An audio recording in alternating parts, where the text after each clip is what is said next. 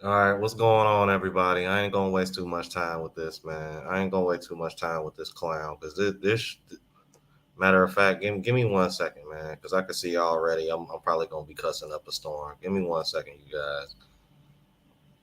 Gotta do this because YouTube so quick to put you in the yellow. The moment you put out, the moment you say a few cuss words, and even with me doing this, they'll still put me in the yellow for it. But I'm like, I don't care, man. I don't like when people lie on me, man. Like, I really don't. Like, this really agitates the hell out of me. Like, don't come for me unless you all the way solid with the proof. And what I find real funny about this is that, but see, I should have expected this because This is what this man makes his content off of. And I find it real funny that I find it real funny that let me go ahead and cam up real quick. I find it real funny that you quick to come at me about this, but you so cool and tight with Austin. And I'm like, me and Austin talk to each other on WhatsApp from time to time. And I find it real funny that I literally just did a reaction to Austin mentioning this, and he mentioned you in that reaction that I'm gonna be showing here shortly. Um, when I was talking about my time in Pattaya, so that's where he messed up right there. Because see, this is what really pisses me off. I agree with what Paul and Austin said about Pattaya. I was honest about what I did in Pattaya, but you coming for me and reacting to me and trying to put me in a negative light about something that I not only did I agree with you with, but I was honest about what I did as well. Oh, Deano, I'm gonna mention Richie Mack in a minute too, because I spoke to him about this as well, because I find it real funny that he came after Richie Mack and BMT. He tried to come at them as well, but when they try to have a live show about it, this man didn't show up. I find that real funny. How does that work? How are you gonna sit over here and call people out, but then when they tell you to pop up on a live, you don't show up? I find that very, very rich. So I'm gonna address this real quick because I really don't want to go past 2 hours. All right, so I'm not gonna waste any more time. Let's go ahead and get into it. Um, so yeah, YouTube parental advisory. There will be profanity in here more than likely. Yeah, yeah, exactly, Mark Anthony, exactly. Cause like this really pisses me off, bro. This really pisses me off. Like I've been, and what really upset me is that I saw people who watch my channel was in the comments as well. That really pissed me off, bro. Now, from what I see in the chat, I don't recognize if any of those names are in the chat right now. But yeah, I definitely saw some familiar names before. I saw some people that was trying to let them know, like, hey, he was honest about this, and you still had majority of guys in here over here like being negative. So yeah, something tells me he probably caught a little bit of Peso Man's audience as well, because that's pretty much how the whole video. Well, I didn't watch the whole video. I only watched what he clipped from my travel channel. So I'm gonna go ahead and share that with you guys. Give me 1 second. This really agitates the hell out of me, bro. Bro, it's one thing if you disagree with the movement, whatever the case may be. It is what it is. Like I don't mind that. But don't sit over here and lie on me, bro. That's where you screwed up, bro. That's where you messed up.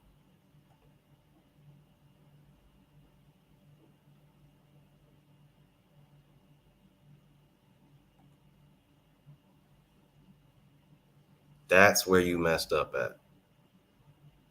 But first, nah, let me go over this first. I'm gonna show y'all the clip. I'm gonna show y'all the clip that he I'm gonna show y'all the clip that he reacted to.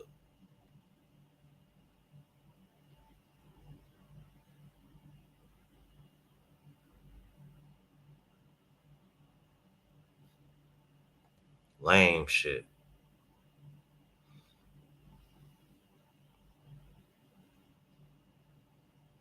Give me 1 second, you guys, because I got a bunch of windows up, and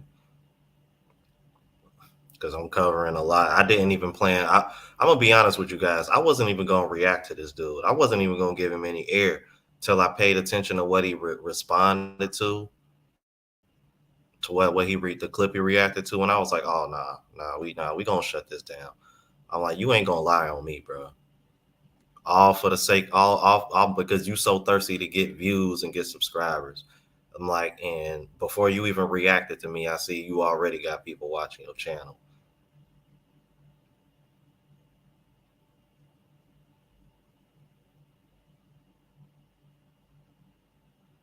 Where is it at? Yeah. All right. So let me see here. All right. Look like everybody can see it. Yeah. Like, and I don't, and I don't know why, bro. I'm like, bro. Like I said, him and Mac Measy, I ain't know about these guys till recently. That's what really like pissing me off, bro. Like y'all know, like, bro, I don't be attacking anybody, bro. That's why I find it so funny, bro. All right, so this is the clip that he's responding to. I gotta keep telling her how much I love her skin complexion. Where you want to go now? All right, now, right there, for people that aren't familiar with Asia, they have a little bit of a colorism issue around here, right? Because I was referring to her skin, and I think Nak Measy sat over here and wanted to sit over here and say, uh, why you like why you so obsessed with your skin? Because I like melanin skin. I like tan skin women. And in Asia, as far as the beauty standard goes, when it comes to women, lighter is more attractive. But I disagree with that. I find both lighter and the darker women attractive. So this is something that she was conscious about. So I was just reiterating that because we was having this conversation either at some time before I started clipping, before I started recording. So I just wanted to get that out the way because apparently that was bothering Nakmeezy for some reason. I don't know why. And I guess to some degree it was bothering Paul too. But that was about. But I'm gonna continue because I want to show y'all because I'm gonna show y'all how she was talking in a particular way, and they're under the impression that she was talking to me reckless. Um, I'm about to hop in this water. I don't know about you. So she over here complaining because there's a bathroom that sits behind that pool, and before I started recording, she was trying to get in, and there were people in there taking too long. So she was crying and complaining to me about it, but apparently that means that she's taking it out on me, according to them, and according to people that was in the damn comments. Well, if you want to, we can. Up to you. Okay. That's the bathroom, Well, you guys. It's back there, and then that was the come out gym here. right there. Somebody came out of the men's bathroom. Uh, you might want to. I guess it might still be somebody in that woman's restroom because you can't lock it from the Okay, outside. I don't care about that shit. I just go to swim. Where do you want to go now? Right here. Here? So that way when they come out, you can just go. Yeah, that's fine. Now. All right. So that's what that's about. So she was in her feelings because they was taking too long to come out of the bathroom. But apparently, according to everybody, according to them, that's her being nasty with me.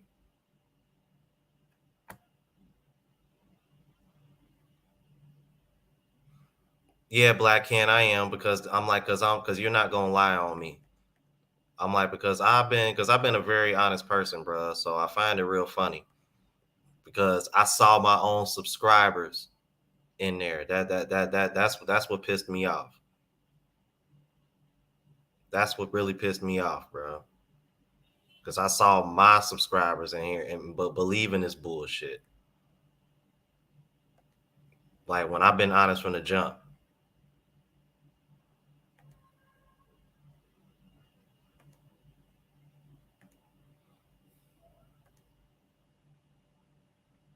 All right, so that was that, and then And then this is what they're tripping off, and this is apparently what they're tripping off of about that live that I had when I was in Thailand right before I left.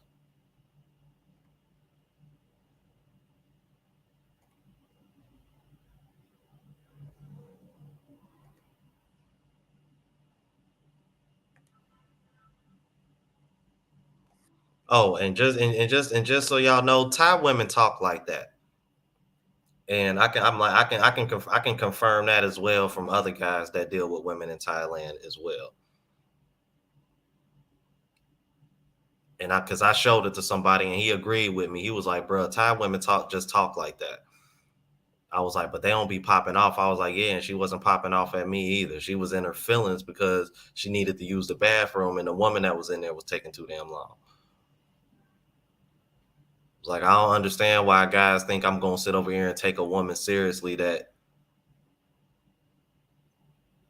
was clearly a freelancer. Yeah, I said it. Like I told y'all, she was nobody special to me. I don't know why everybody trying to sit over here and act like I was over here pedestalizing this woman. Like I was very clear on that. Like I'm not taking this woman seriously. That's why everybody who kept complaining in the comments, like, bruh, you shouldn't diss with her. Apparently Nathan Beeman, I'm being dissected. Yeah. And they ain't doing a really they're not doing a really good job of it. Because I've been honest from jump, and this right here is gonna prove it. And this was me reacting to the clip that Austin mentioned Paul about in terms of what goes on out here. And this is what I said. This was literally just 3 weeks ago, you guys. So here's what I've done since I've been in Pattaya. And y'all know I am very honest with you guys. I am very transparent. I decided to take a page out of Kevin Samuels' book. Because I remember watching a live a long time ago. And at first I was against it, but the more Kevin Samuels talked about it, the more it made sense.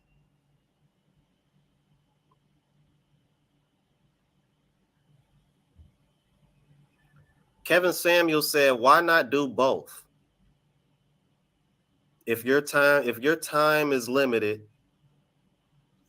and let me tell you, if it's one thing I wish I had more of is time, because I spend so much time on YouTube looking at analytics, finding content to react to, going through emails of people sending me clips and stuff to react to. If it's one thing I wish I had more is hours in a day. Trust me, man. Like, for real. Kevin Samuels said it himself. He said, why not do both? He said, why not date and do pay for play? You know what I mean? Like, why not meet a woman that you can see yourself with long term, but in the meantime, still get your rocks off when you need to? So, for the guys that are watching, and anybody want to sit over here and get in their feelings or sit over here and say I'm talking too much, that's exactly what I've done in Pattaya. All right. So, once again, I don't got nothing to hide. So, what leg do you got to stand on? What leg do you have to stand on? That's what I want to know. So what was your purpose of making the video? Because based on what I've seen and what I've heard about this guy, this is what his content is about. Guys over here faking the funk, but yet you cool with Austin, and Austin has been accused of doing this. Make that make sense. See, this is why I'm not ducking this guy. And notice that in the video that he made of me, he did not tag my channel name. But you want to know who name he tagged when he did an interview with him? Austin. And this is no shade towards Austin. Me and Austin are cool.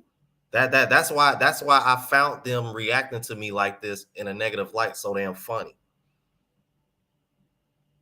Like, bro, are you really that thirsty to get views? Really, bro? And I got two people that can confirm that they try to confront you about this face to face, man to man, and you didn't show up. On top of you reacting to me and not tagging me, I had to find out through my subscribers that you did this.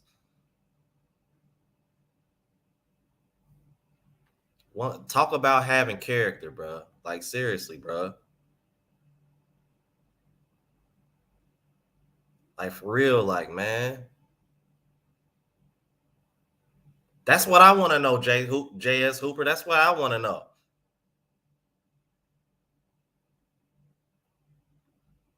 That's what I want to know.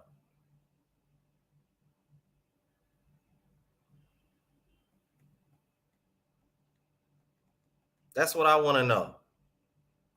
Exactly, Jermaine. That's the whole point. You literally doing the same thing that these American women are doing. You're literally doing the same thing that they're doing.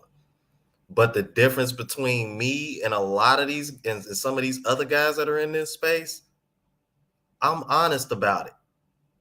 There's your proof right there. This was just 3 weeks ago, bro. This was just 3 weeks ago. And I'll be back in I'm gonna be back in Pattaya next weekend.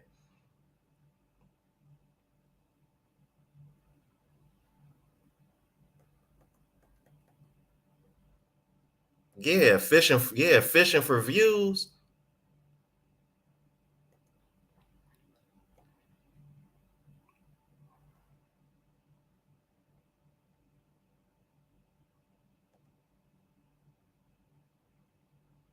This is sad, bro. Now I'm like, now y'all see why I tell y'all I don't de-police. This is exactly why. This is exactly why, bro. This is why I don't de-police. Because I know other guys in this space that are doing the exact same thing that I did. And I'm still vetting other women in other countries.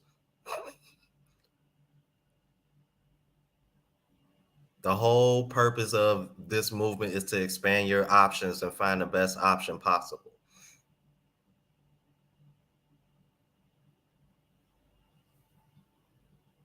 Oh, and I got one more thing for you guys. So I addressed that. And I'm gonna show you and I'm gonna show you guys this. All right. Because these guys thinks I'm over here pedestalizing women that do pay for play. Pedestalizing. Okay, yeah. Well, if I'm pedestalizing, I'm like, all right. So if I'm pedestalizing, then what is this guy doing? Notice that says 7 hours ago. So that's recent. Yeah, that's her. That's the same girl in the video that I just played. That's her new boyfriend, who she started claiming literally 2 days after I smashed.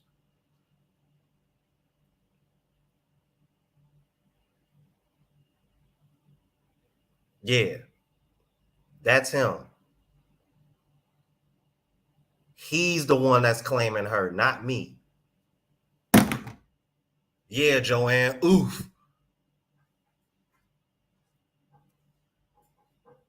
So like I said, bro, I'm very honest on my channel. You can't come for me, Paul. You can't come for me. I just showed you receipts. Fuck out of here, bro. Lame shit, bro. Like, don't ever come for me again, bro. Don't ever come for me again.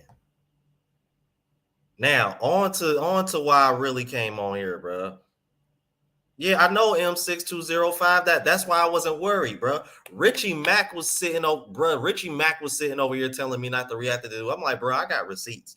I ain't got nothing to hide from this dude.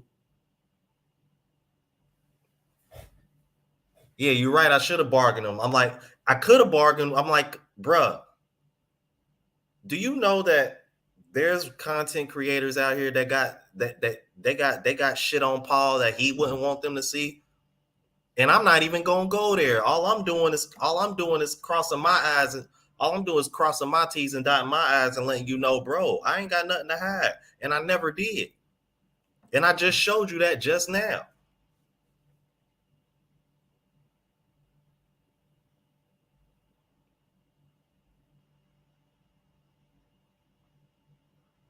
Thank you, Eric Cummins. Thank you. Thank you, bro. So what the hell is you reacting for me? What the hell you coming at me for? And the only reason why I bring Austin Holloman up is because he's been accused of doing the exact same thing and lying about it, but you claim to be so cool with him. That makes you look like a damn hypocrite coming at me when I'm being honest about it. So with that being said, I'm done, bro. Don't come for me anymore, bro. Keep my name out your fucking mouth. Unless you gonna pop up on a live and try to and got something to say.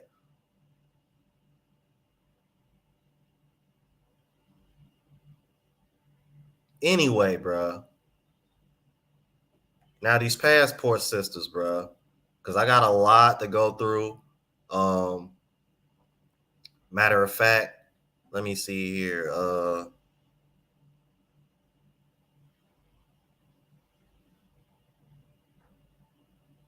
me see here.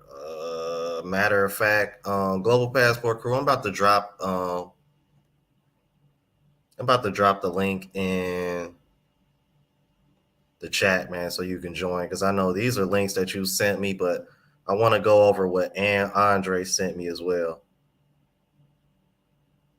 Nah, Mark Anthony ain't no celebrity death match, man. I'm like that was checkmate right there.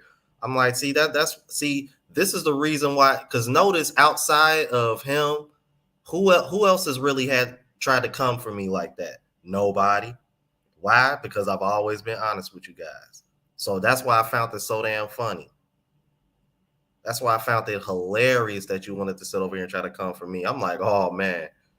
And I wasn't even going to at first until I saw the clip he reacted to. And I'm like, oh, bro, come on. Like, clearly you don't understand. You don't know Thai women, bro. Yeah, Night Train, we going to go over that. That's why I'm dropping the chat for Global Passport Crew now.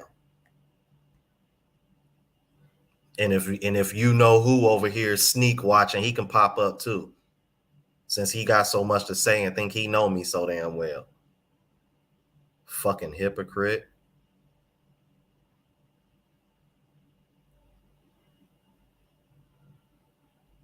Kill me, man. I swear, bro. Don't ever come. See, I'm not the person to come for, bro. I'm not.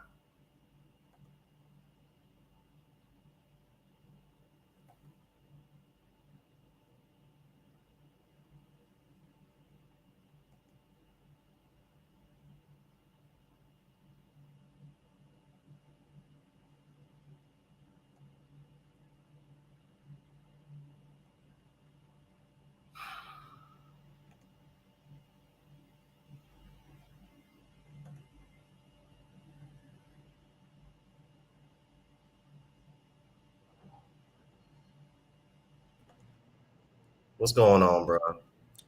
Hey, what's going on? Let me see here. Got a Woosah back. Yeah, man. I wanted to lead with that and get it out the way because it, you know what I mean? Like, I know, man. I know. Like, it's stupid, man. I know. All right, so let me see. So I know guys probably can't. Let me see. You want to save that for later or this? Or you want, I don't know. However you want to approach it. Yeah, I was gonna go over the clips you had. The clips you I want to go over this, what you sent me, because you sent me this. Yeah. Because I wanted to show some evidence of why the passport system movement doesn't work. This was something I came across, and these are safety issues with women traveling solo. And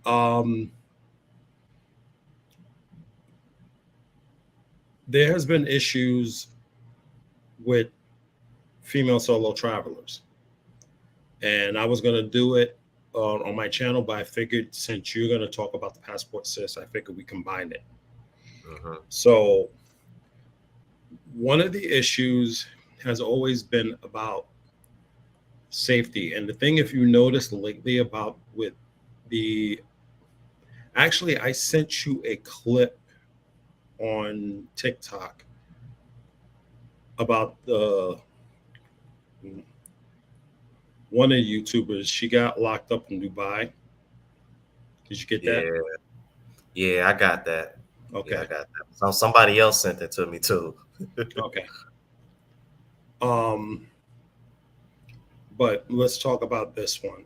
There has been a number of essays with female travelers. And the thing is, a lot of the passport cis are ignoring these type of things, because if you look at these passport cis, a lot of them African American sisters think they're mimicking what we're doing, which to me doesn't make sense. Well, let me explain it, because I did it on a TikTok video. If you look at hypergamy, men date down, women date up. Facts. Okay. Why are they going to these poor countries to pick men? Which doesn't make sense. They're picking men over there to be their cabana boys, i.e., I think you did a reaction video with that woman that went to the Dominican Republic to get her husband, and she's the physician / attorney, and she's flexing that she makes a lot of money, and she's this and that. But you got to understand, when you go to these countries, these men are hyper masculine. It's in their culture, it's in their tradition that men rule the household irregardless. Exactly. Okay. You can't go over there and flex your degrees, the amount of money you make, your positionality. That doesn't work. You can't do that to a man, because you trying to emasculate a man like that, that's going to lead to some physicality you're not going to be able to handle, i.e., you going in a box. Because emasculating a man, no, that's not going to happen. And that's the problem with the passport cis. This is all about matriarchy. You want to, and you're using matriarchy in the wrong way. Using matriarchy to beat down the man because you have a hatred for men. And that's the wrong thing you're doing. See, the patriarchy, we work with women. You just don't like that we're in charge. But if you basically, you're not going to change what's been put in the Bible, because this has always been in the Bible. And it's not about being in charge. You know, first one that came out was Adam, and from Adam's rib came Eve. You know, we can go back to the Bible and we can say who was the transgressor? Eve, because Eve bit the apple after God had told her not to do it.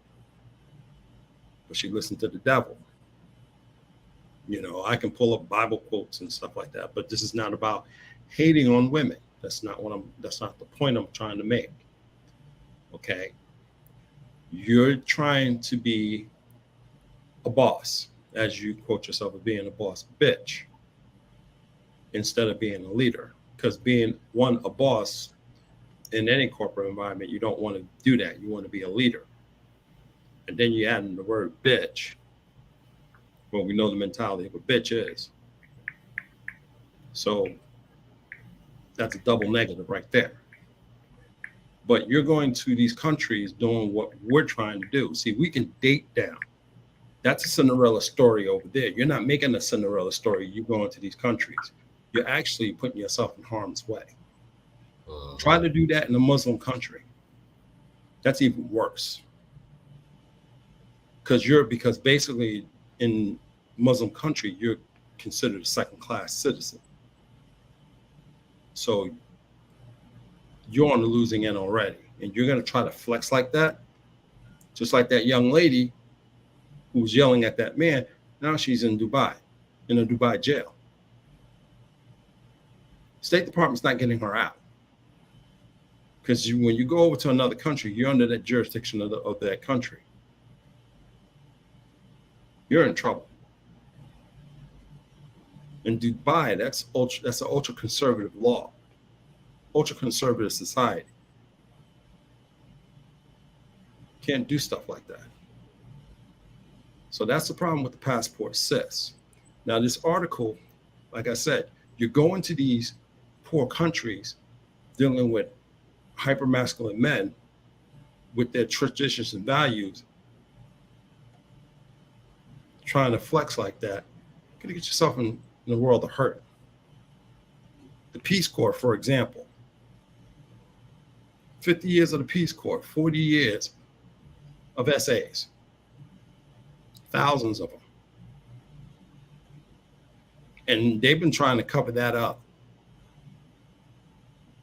That's why they have their own special investigative unit within the Peace Corps to investigate these things because they've been covering that stuff up.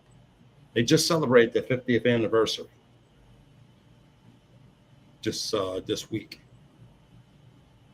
and they talked about the essays that was covered up, and they're trying to rectify some of that stuff. Mm-mm. And you're going to some of those countries too. Now, I sent Rome a video of a woman who was supposed to be in India for 30 days. She had to cut it short. Oh, okay. Let me find that real quick. Let me Yeah. find that real quick. Okay, yeah, I got it right here. Give me 1 second. Uh,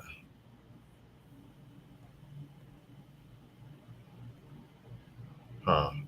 That's weird. It won't let me.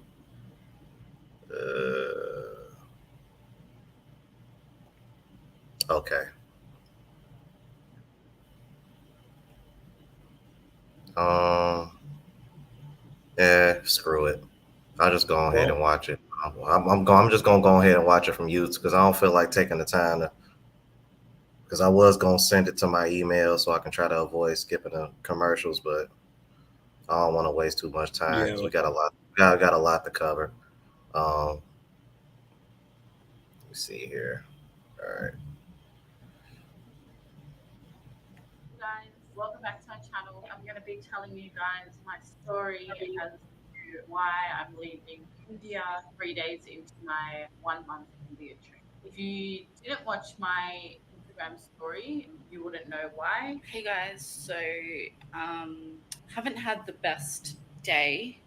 I spent most of yesterday crying and just freaking out. And if you did watch my Instagram story, you would know a little bit why I kind of explained roughly what happened. But I'm just going to explain in a little bit more detail kind of what happened and what got me to the point of deciding that I want to leave. Firstly, I just want to say thank you to all the amazing people who messaged me and sent me such amazing messages. Just made me feel really comfortable and not alone. It made me feel like I actually have people who genuinely care about my safety and about my well-being, even though I'm completely on the other side of the world. So thank you to everyone who messaged me. You really helped me get through the last day. Let's kind of backtrack to yesterday. Yesterday was my first day in India. I woke up in New Delhi and then I had a train booked from New Delhi to Mathura. I was going to be staying in Punjab, which is where I am now. So I woke up in New Delhi and I had a few hours to spare, so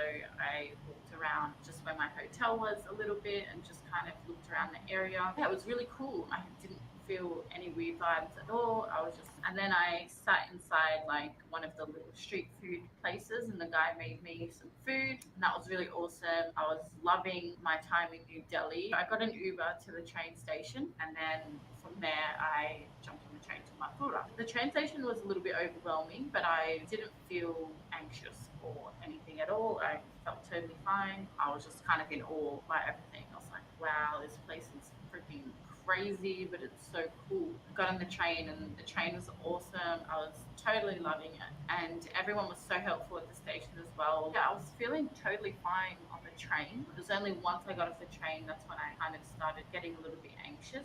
Once I got off the train, I don't have any data or internet on my phone. So when I was in New Delhi, when I was kind of sussing out the area, there was a Vodafone store right next to me. So I was like, oh, perfect. Vodafone's right there. I'll just go get a SIM card. I went there and they were meant to open at 10 a.m. and it was like 10:20 a.m. The door was kind of like half open and there was like probably 10 Indian men waiting outside, obviously waiting for the shop to open. My train came at 12:05, so I had to leave my hotel at around 10:30, 10:45. And I was waiting there for a bit and then I realized this isn't going to happen. You know what, don't worry about it. I'll just get the train. When I get off at Mathura, I'll go to a Vodafone store there or go to a phone shop and get a SIM card there. So when I got off the train at Mathura, I was like, okay, I've got to go get a SIM card. The train station at Mathura was a lot more confronting than the New Delhi station. There was people laying all over the floors. They just really looked beat up and deformed. That was a little bit like, whoa, okay,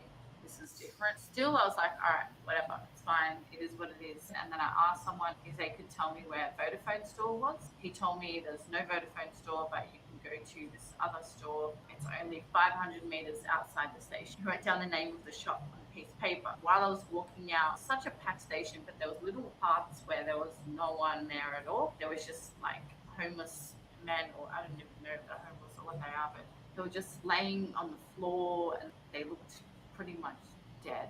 And there was just like a guy on the floor and his whole face just burnt and he had mosquitoes on his eyeballs. I was all right, but at the same time I was a bit like, all right, I don't know, like this could be a bit dangerous. Like what if one of them just wakes up and I don't know, starts coming at me or something. Anyways, eventually I got out from there and I got out onto the street. I had this idea that Mathura was like a city, which it is. Once I got out of the station, there was nothing there. Dirt, track, and there was no buildings, nothing, empty dirt track. Once I got out, I got bombarded by probably 20 or 30 Indian men that were just saying, oh, taxi, taxi, taxi, come with me. See, I take you, I take you. And I was like, no, it's okay. I don't need to go anywhere. I need to go here. And I showed them the piece of paper. I said, do you know where this place is? It's only 2 minutes away. The guy told me it's a 500-meter walk from the station. And they were like, yes, I'll take you. 100, 200, whatever. And I'm like, no, I can walk. It's close. Can you tell me where it is? And they just wouldn't stop. At this point, I started getting a bit emotional because I was like, you know what? Like, I'm on this freaking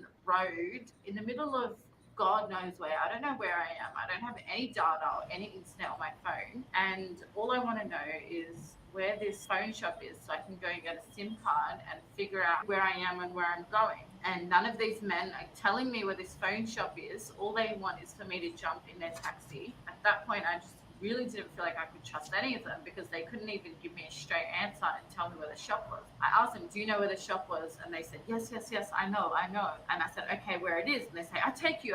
Like they knew where the shop was, but they wouldn't tell me where it was. I started getting really emotional. I just kept walking. I was like, whatever, these guys aren't helping me. So I just kept walking and I kind of started getting that like crying feeling. And they were all just following me. It's not like they stopped coming after me once I said, no, it's okay. They literally were all just following me, crowding around, like literally like 20 men crowding around me. I wanted to cry, but I didn't want to cry in front of them. So I just kept holding it in. One of the men drove up while I had walked a little bit further and he was like, it's too far for you to walk, I'll take you. By this point, I just wanted to get all the other men that were following me away. And I just jumped in his car and he drove me to the place and it's kind of lucky he did because it definitely wasn't 500 meters away. We went to the phone shop and the phone shop, they said, no, we can't give you a SIM card because you don't have an Indian ID. And I was like, well, how the hell am I supposed to get a SIM card then? And they're like, I don't know. Whatever, not our problem. Then he took me to another shop and they said the same thing, not our problem. And they said there was a Vodafone shop, a mini store in Vrindavan, which is where I had my hotel booked. And I was like, okay, whatever, just take me there and go to the Vodafone shop and then I'll just go to my hotel. The taxi driver was all right. At the beginning, he didn't have any weird vibes. And then we got into like a semi-accident. One of the rickshaws, which is like the tuk-tuks in India, smashed into us. It was a bit startling. I was like, whoa. And then the taxi driver just jumped out of the car and went to the rickshaw driver and started going at him. It looked like he was about to beat him up. He had his fist up. Like, I was like, what the hell's going on? Oh my God. What have I got myself into? I could tell his vibe just started to change. Just the questions he was asking started to change and started looking me directly in the eyes, whereas before he was just driving and looking forward. He was like looking really deep in my eyes. Then he started asking me if I had a boyfriend. I just lied. I was like, yeah, I have a boyfriend. He's in Sydney. He's like, no, you don't have a boyfriend. You be my girlfriend, whatever. He just kept asking me over and over. He was like, why not? Why won't you be my girlfriend? Blah, blah, blah. Just being super weird. By this point, I was like, oh my God, what is going on? I just landed here last night and now this is happening. Don't even know if he's taking me to the right place. I have no idea where I am. And he could be taking me anywhere, God knows. I just started freaking myself out. All I wanted to do was just get to my hotel and go into my room and cry. I was just praying that he was actually taking me to my hotel. Once we got closer, he asked me for the address again, and then he started asking people on the street where the hotel was. So I was like, okay, seems like he's taking me to the hotel. So I thought my hotel was going to be a safe place for me to go and ask the receptionist and have the receptionist help me with the things that I was struggling with. I thought maybe there'd be people there I could talk to. We got to the hotel. I paid the taxi driver. He went. So I went to check in. I was in the office where the reception was, and it was literally me and like probably 7 to 10 men in that room. They were all workers or they owned the hotel or something. I don't know. None of them were friendly. None of them smiled at me, anything like that. All sitting in the room, like kind of around me while I was talking to the receptionist. Doesn't seem like there's going to be people here for me to talk to. I didn't trust talking to these people about how I was feeling. Like I didn't want them to know that I was feeling scared and stuff. But I was asking the receptionist. I told him I need to get a SIM card. I said, is there a Vodafone shop around here? And he said, yes, there is one. It's 20-minute walk. By this point, I was getting very emotional and I didn't want to leave my hotel. Like I was just getting really scared of everything. I was too scared to even go outside my hotel and walk the 20 minutes. And I didn't have any data or anything. So I didn't want to be lost on the streets and asking random men for help or like get into another taxi. I was just so turned off at this point. I asked him, can you call and just make sure, because I don't want to walk all the way there and find out that I can't actually get the SIM card. And he was just like, no. And I was like, oh, what do you mean? Don't you have a phone? Like, can you just call on your phone and find out? And he was just like, no. And just hearing that was enough for me. I was just like, okay. And all like just, that crying feeling was just getting to the point of no return. Pretty much the whole time I was talking to him and asking him about the Vodafone store and all of that, I was pretty much almost crying. When he said no, that he couldn't help, that was enough. And I just got up and walked out and I walked to my room. And as soon as I got into my room, that's when I just started freaking out. And I just sat down and started bawling out, crying, feeling so overwhelmed and feeling like I couldn't trust anyone. I couldn't even trust the receptionist at my hotel. And then I called my mum and she was just like, what the hell is going on?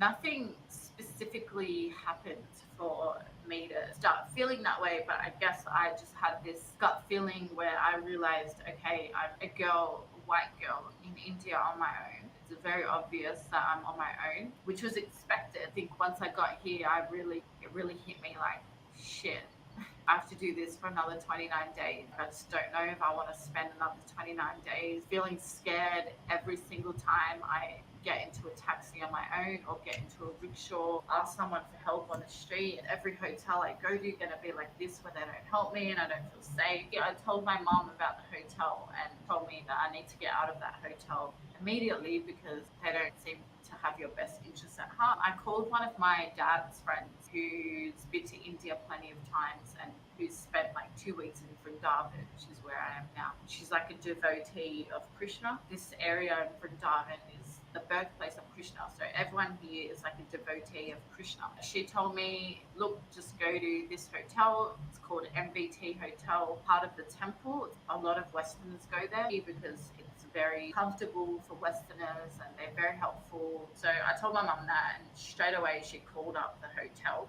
and I was just like, Not like I honestly just don't even feel safe going outside of my room and grabbing a rickshaw or grabbing a taxi. That's how freaked out I was feeling, and it's odd for me to feel this way. Like I haven't felt that kind of fear or anxiety for a few years. I'm pretty good all the time controlling my emotions and all that stuff. But yesterday I was so freaked out. She told the hotel to organize a taxi to come directly to me. So that's what happened. Once it got there, I literally just went outside. I handed my keys to the guy and I said, sorry, I'm not going to stay here tonight.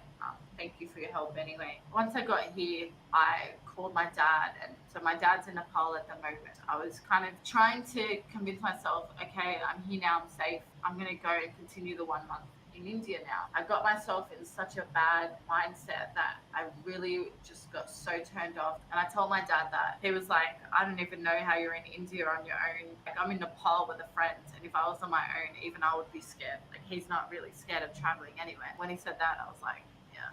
I had enough courage and I thought I would be confident enough to tackle India on my own. But once I got here, it just kind of kicked in. Everything that everyone ever said to me about, so many people told me, what the hell are you doing? Why are you going to India on your own? And I was just like, yeah, I know that. Of course, I know India's not the safest place, but at the same time, there's been so many girls who've come here alone and have been totally fine. Luckily, and I'm super grateful for the fact that my dad and my friend Jay are in Nepal, which is only a 2-hour flight away from New Delhi. But he just said, look, come to Nepal, I'm here, come and hang out with me and Jay. And then after a few weeks, if you want, we can go back to India and you'll have someone so you're not alone. So that's basically what's going to happen.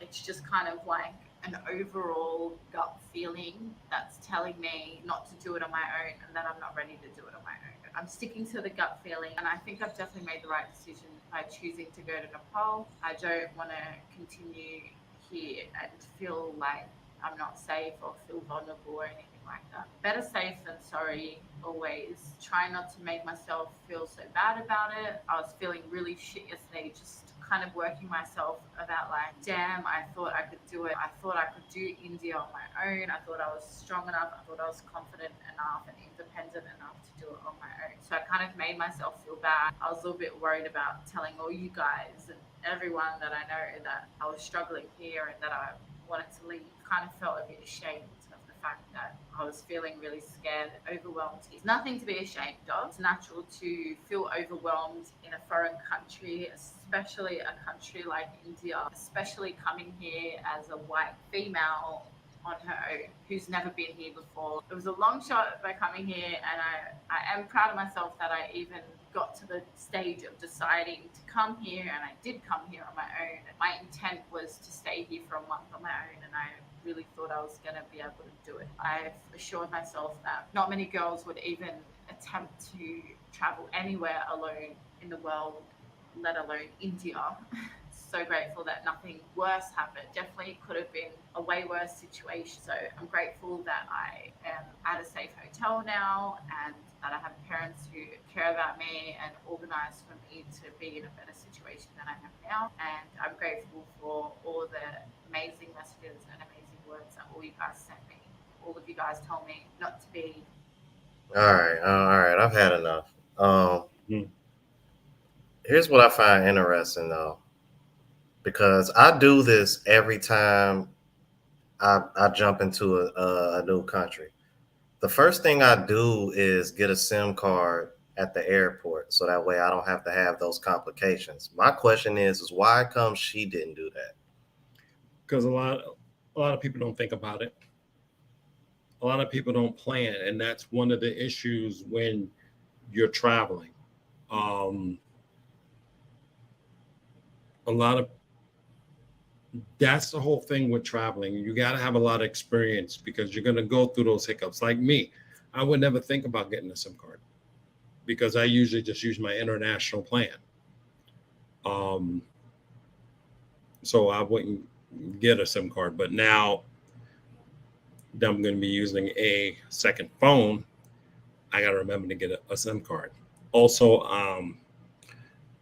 if y'all saw my last video pre-packing, I introduced a wireless modem as part of my pre-packing plan. So when I before I go, I'll put a whole bunch of gigabytes on that wireless modem before I go, just in case if I get in any bad Wi-Fi spots, I'll have that modem as my backup, so I can use. So it's in my last video that I put on my YouTube channel.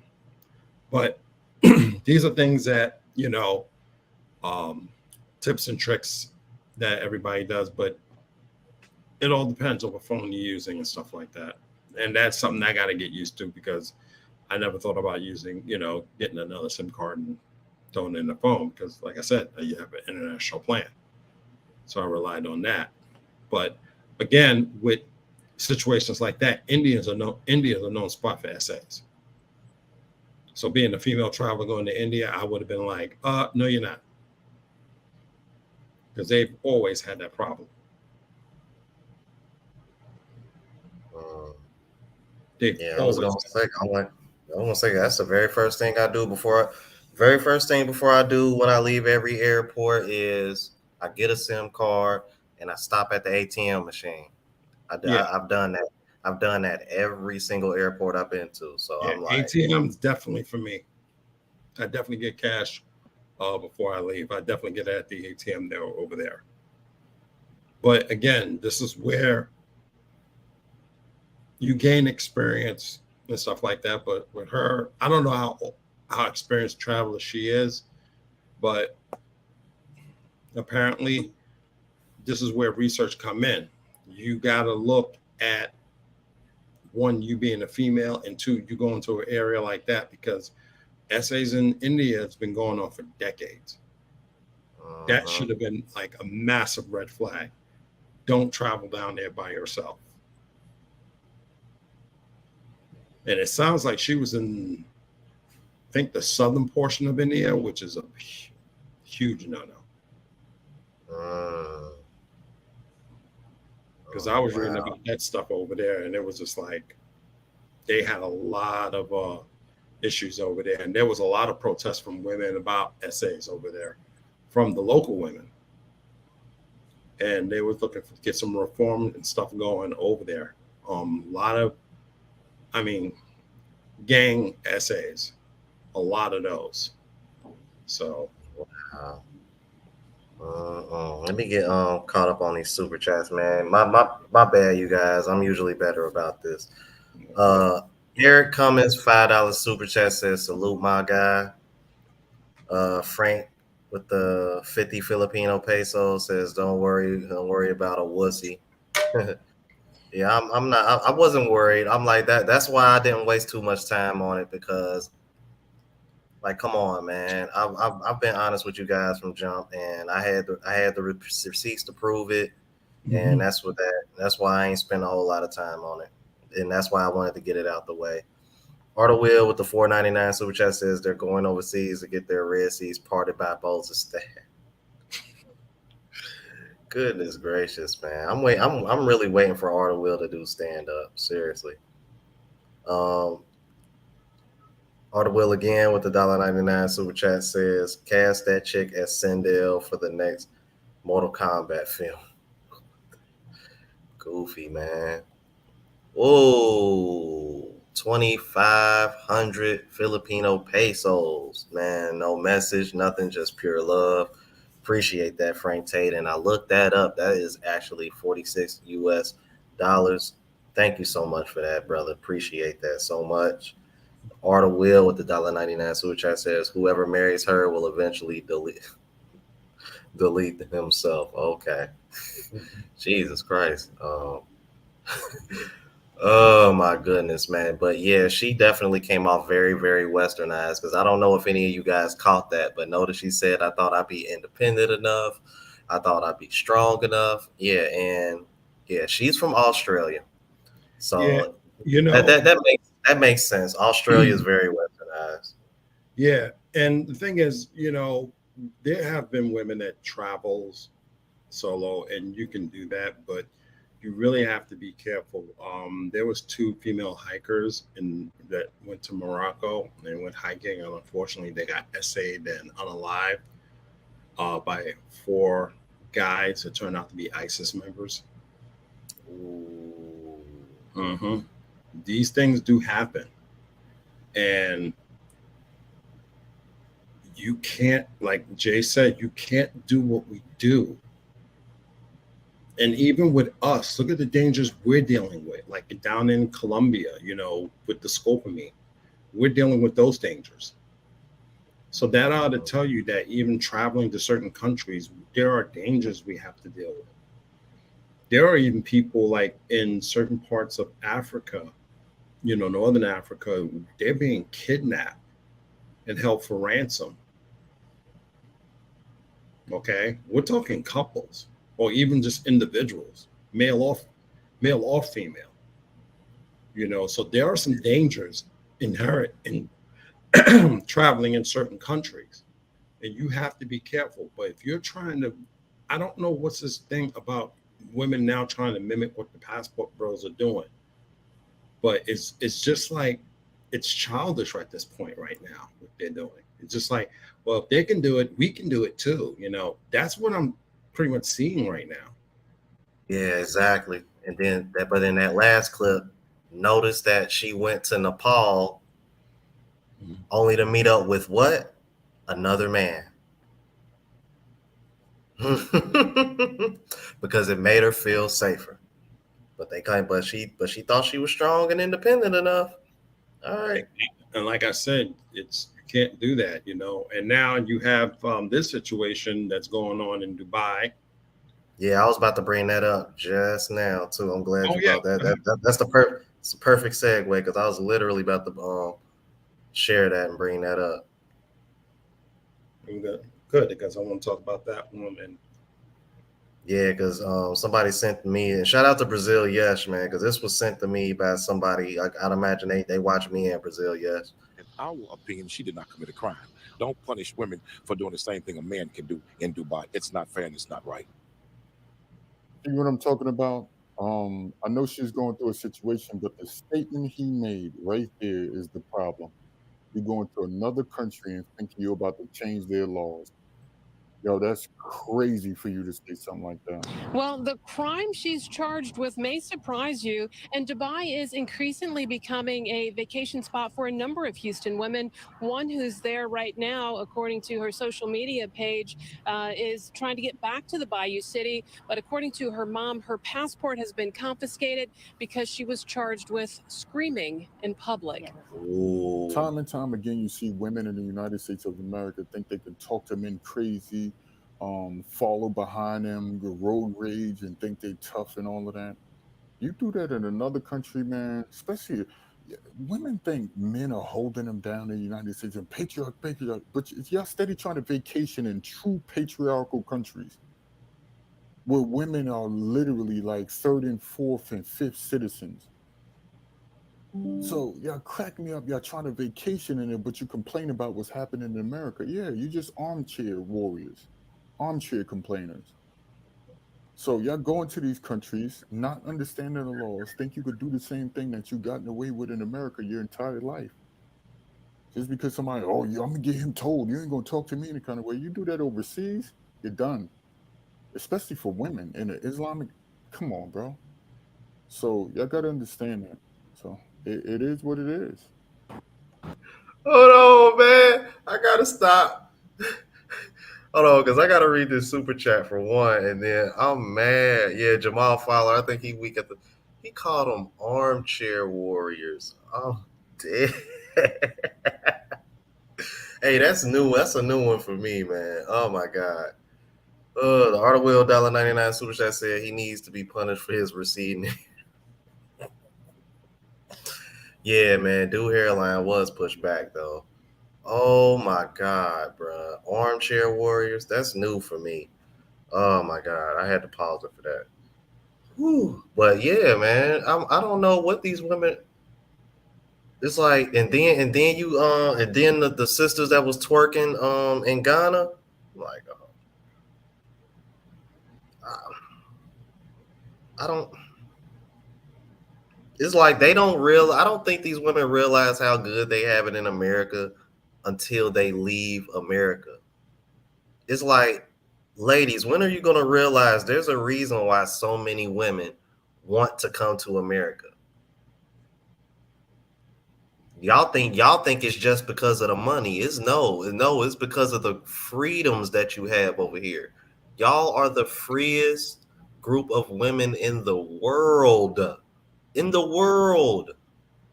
You got women that are risking their lives to get here. Y'all need to wake the hell up. Stupid. It also could result in prison time. So it's very scary. The trip turned terrifying for Tiara Young Allen when her mom says she was a passenger in a friend's rental car and they got into an accident there in Dubai. Tina Baxter says when her daughter went to the company to retrieve her ID, credit card, and other items left in the rental, Baxter says it did not go well. She found out that she could only receive those items if she paid an undisclosed amount of money. She dealt with a very aggressive individual, a young man there who was screaming at her. Baxter says her 29-year-old daughter ultimately yelled back at the rental car agent, she says resulting in her being charged for screaming there in Dubai. And so she is in jail for one reason and one reason alone. She raised her voice.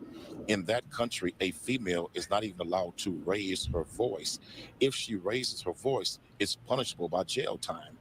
It's been very emotional. There are some days I stay up all night crying. They have a strict law system that is really based on theocracy. This website warns, quote, laws and customs are very different, so be aware of your actions to ensure they don't offend while in United Arab Emirates. Now, after Baxter says her daughter was charged with screaming in Dubai, her passport has been taken, and the American social media influencer who works as a truck driver can't leave the UAE, according to her mom. And her mom says she's been placed under a travel ban pending the outcome of the investigation.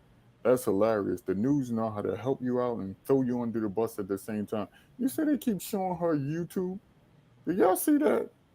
The sassy trucker. That says it all, yo. And they doing it on purpose. Because they already know where they're coming from. They already know what they're doing. Society, the United States of America society knows. It's very frightening. The longer she's been there, the more reality has started to kick in. In our opinion, she did not commit a crime. Don't punish women for doing the same thing a man can do in Dubai. It's not fair and it's not right.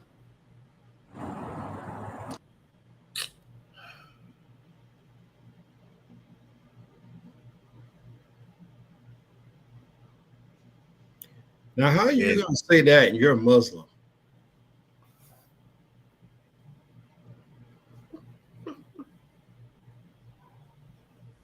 Dude, you're Muslim. You know it's going to go that way.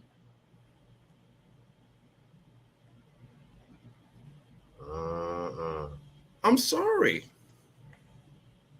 You know it's going to go that way. You're Muslim. So I don't know. I don't know why he's saying that.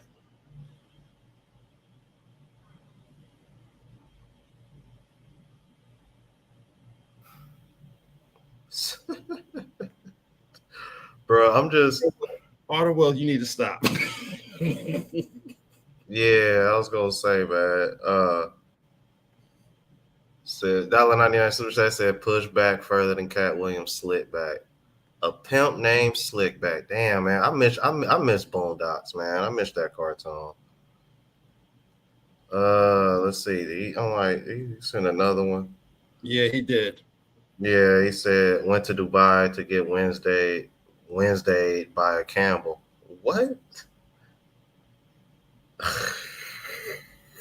Goofy, man. What is wrong with him, bro?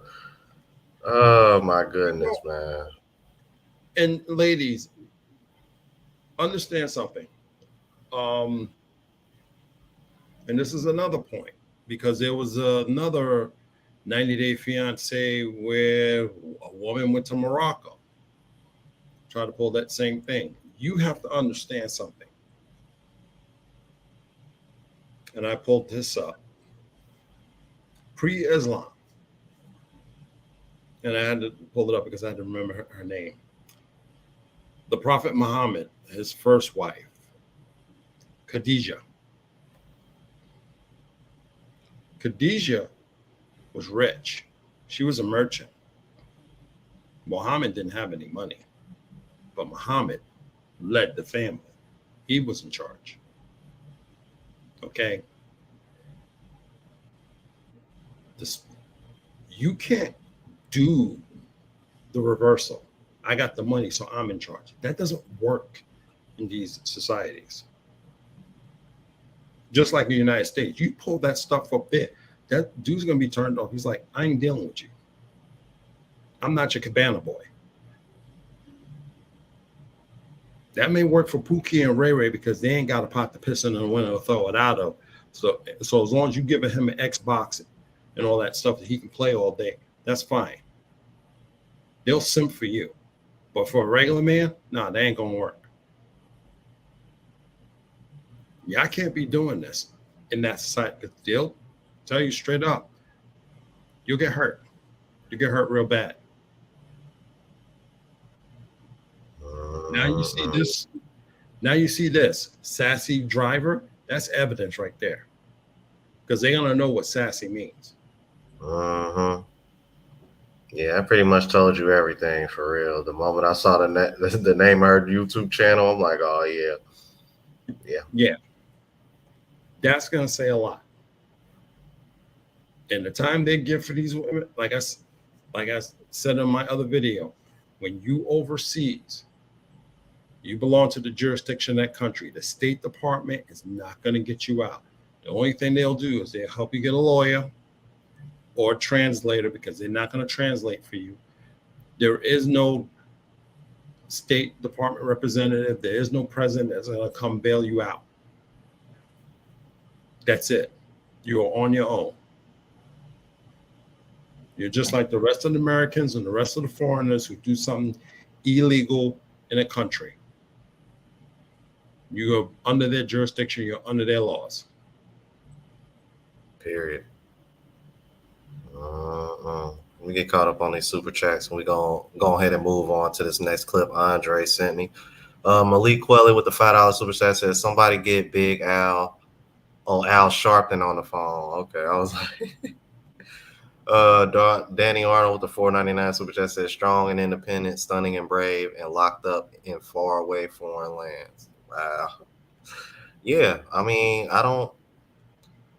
It's like, but see, that's the thing, and this just confirms with what we deal with. Okay, and Newbie, he's the one that sent me that last clip, yes, that we just went over. But yeah, shout out to Brazil, yes. But this is what I've been trying to say for the longest, man. Like, I don't know why they think they can. It's like here's and this is what these women need to understand. If men are leaving because we're tired of dealing with this shit, what the hell make you think the men over there are going to deal with it? Hypermasculinity, they're definitely not going to deal with it. As a matter of fact, they're going to get violent about it, actually. Right. They're gonna be far worse about it than we are. I'm like, at least we're doing I'm like, at least we're a little better about it. We're just gonna walk away and not deal with it anymore. And then y'all shame us for doing that, but then y'all want to turn around and try to do the same thing and think y'all gonna get away with it here, and it ain't happening. Arta Will $4.99 super chat says, "If an Ariel is going overseas to meet Sebastian, she's coming home with crabs." Good God. Oh man, I'm telling you, man. Like he's relentless, bro. He got like endless jokes. All right, let me go ahead and share the screen with you guys real quick. All right, if you just came in, please hit that like button. All right, let's keep it moving. And this is one that's very interesting. Shout out to Andre from Andre Love Crossing Borders. He sent me this. Hold on, my apologies, you guys. I muted it. And the pictures in this video do not match up. Okay, I apologize. And I apologize for the volume, man. I got the volume up on both So if video you're and interested me. in the topic of what 14 Black women from the U.S. and Canada have to say about dating as they travel worldwide, stay tuned, but bear with me. If you're not interested enough in the subject to sit through a video with janky sound, it's okay. You can skip it. You won't hurt my feelings. I'll see you next time. If you're new here, welcome. My name is Stephanie Perry, and I am the creator of House Sitter School. I help Black women take time off of work to travel on a budget. Please take a second to subscribe to my channel and hit that notification bell, and you'll be notified when I post a new video. Welcome. Okay, not too long ago, my good sis, my collaboration buddy, Rashida Dow from sheetasontheloose.com, and I sat down and interviewed 12 other Black women who had taken a career break to travel. And we, of course, talked to each and every one of them about dating while they traveled long term. So sit back, relax, and let's see what they have to say, the good and the bad, about dating while they traveled abroad. As travelers, I dated, whatever. But during this journey, that was the farthest thing from my mind. I don't know what it was. I was just focused on me, my journey, whatever. So I didn't actually meet someone that I was interested in until I was in Ghana. And that was something that just happened. We just became friends, and it became more. And it was a little thing. But the whole time I knew it wasn't going to be serious because I had more traveling to do. So outside of him, I'm just hanging out, doing my thing. I meet people, but I don't go in it with I could be very flirtatious. So right now, not so much.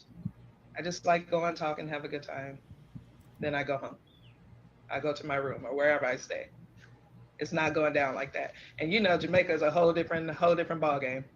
If you say hi, you're they're what do I want to say? They're going to Possessive. marry you in a week. Possessive, yes. They will Yes. stick by you the entire night. Yeah. Yes.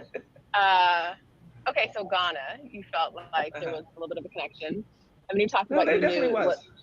Yeah. Good. She said, put some respect on his name. No, I mean, sorry, ma'am. I think everybody who follows me on Facebook wanted to know how that story ended. Okay, so is it okay if we talk about dating? I don't think Sure, you have why a not? problem with it. I Okay, sure don't. So you told us that you're in Johannesburg because of a man, because a man had because you were going to go there and be with him, and we know how men generally ruin your plans, but this man actually helped make your plans better. Yeah, generally, but he actually helped actually form a plan for you. So what is dating like? I know you just moved there, but you've been there a lot. So what is dating like specifically in Johannesburg, especially as an African American woman? I've only been here not that long, so I really don't know, and I'm technically dating someone, but they're not here, so I'm not checking out the scene in this area. Although I will say, I've been out in public and I've noticed men. Hello, that I was in the store the other day and some man followed me so closely. I asked him, I said, "Are you security?" He's like, No, I'm just a regular guy. How are you? And I was like, okay, thank you, but no, thank you. So it seemed, friendly, like they want to talk. So that's good. I think for anyone that's looking to meet someone, this is probably a good place to come. I Tindered in Johannesburg when I was there, maybe, I don't know, 2 weeks or 3 weeks, and I had to delete the app. I deleted the app on my phone. Okay. No, I gotta stop it. I gotta stop it because somebody finally caught on to what I was saying. Yeah. Basically, you're gonna see a lot. You're gonna see a lot of 2s and 3s, man, throughout this clip. That was the one thing that I noticed over and over again. I was like, as I'm going through it, because I didn't watch it all the way from beginning to end, but I was like, bro, I don't find any of these women attractive at all. I think out of most of the video that I watched, I might have found one woman that was attractive. Maurice, bro, I don't even consider a lot of these. Yeah, there you go, below average at best. Seriously, I'm over here like, yeah, no wonder y'all going overseas. All right. And then they want to tell men that are passport bros, y'all need to go. Y'all need to do. Hey, breadwinner, that's very generous. That 3 is very generous. That was extremely generous. I'm like, you got to put that point in front of that 3. Look, Lily over here says seriously wrong. Yeah, they. I'm sorry. But I gotta. If you want me to be brutally honest with you, Lily, even the woman that has the channel, I don't find her that attractive. The two women that are interviewing the women that are traveling, I don't find either one of them attractive. I'm just keeping it a buck. Like, I'm cool. There you go, Malik. There you go, Malik. What There he you say? go. There you go, Malik. That's it. He That's said what -3. Man. Okay, -3. I'm sorry. All right. I mean, like, seriously. Like, yeah. Like, look where I got it paused at. I'm like, I travel. I was gonna say what I normally do before I travel somewhere is I tend like, she looked like she the captain. Let me stop, to bro. go. So I would set up See, my Arda Will is a location bad influence. before I arrived. I'm Plan waiting for this dates. I'd have a comment. whole week planned a date. So I got tired of this one. Boom, boom, boom. Go out with this one. Whatever. I did it. Dubai. I was like, yes. So I actually learned that from you online. I saw you post about it, and I was like, brilliant. yes. I have not personally had luck Tinder internationally. I think I've been on like 1 or 2 dates. We didn't really, whatever. But I mean, we in this space we end up talking about dating a lot. So, what have your experiences been like as you travel and date?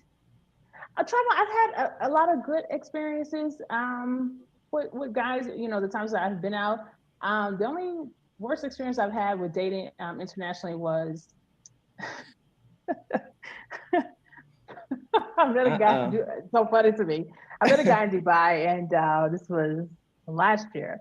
And on the first date, he was convinced by God that he and I were supposed to be together, that we were supposed to. It's like, dude, I just met you today. I don't want anything from you. Just, can we just go get some chicken and just be done with this? Whatever. It's to the point where I had some errands to run. And I told him, I said, hey, if you don't mind running these errands with me, feel free to come along. You're welcome. He said, fine. He's probably the first person I have probably ever wanted to push out of a car. I was just so irritated. I couldn't wait till that date was over. Just, and he was cute too, but no. You said about dating and Now, here's what I find interesting, bro. Bro, she looks every bit of like a lesbian, man. And there's no way in hell you're going to tell me she would get that same kind of attention in the United States. I find it hard to believe. So when I hear women want to sit over here and say, oh, when it comes to passport roles, oh, those women, they only want you for the green card, or they only want you for your money and this and that and so forth. Those women don't act nearly as thirsty as the guy that she's describing. That's what I find really interesting. Feel like I never had a woman want, from my experience, I never had a woman want to stick to me like that. Well, somewhat, but not to that degree, not to the point where it's like, oh, I want to get rid of you. Like, oh, you can run these errands with me. Like, nah, man, that's suspect. I think that's very, very telling. Just something that I picked up. Huh? You think she's lying about the story? Actually, I don't think she's lying. I think she's actually being honest. That's the crazy thing. But like I said, like how they try to sit over here and say women are look at us as opportunities. I think the guy that she was referring to probably had that same mentality. He saw an American woman and said, "Oh, this is a come up." Because I'm like, she's not that attractive. And keep in mind, she said in Dubai, there's far more beautiful women in Dubai than her. Like, out of all women you saw in Dubai, that's the one you pressing up on. That's suspect. That's like me going to Colombia only to pick up a woman that's 3 out of 10. As many as attractive women in Colombia, you gonna deal with a 3? with 2, 3 kids. Like, come on, like that don't add up to me.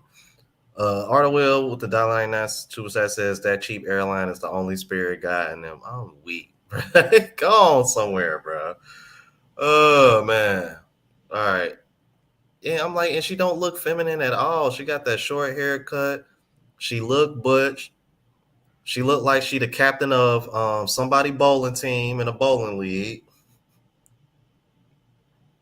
Let me stop, bro. Dubai, did you ever end up I'm done, dating bro. someone who was from there, or have they only been tourists or? Most of the people in Dubai, I think you probably know this already, 85% of them are expats. So Yeah. I went out with a Turkish guy, Nigerian guy, Cameroonian guy, and somebody else. They were just from a variety of different places. No one that was actually from there. Okay, and I asked because I trip, Mhm.